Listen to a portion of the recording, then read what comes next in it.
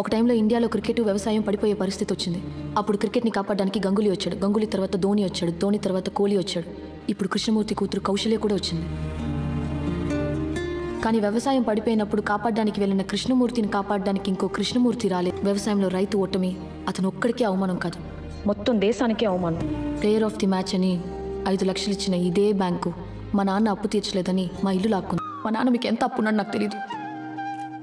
ఈ డబ్బు తీసుకుని మా నాన్నకి ఇల్లు ఇచ్చేయండి సార్. వంట బాగుంటే వండిన వాళ్ళని మెచ్చుకుంటాం, కానీ పండించిన వాళ్ళని అస్సలు పట్టించుకోం.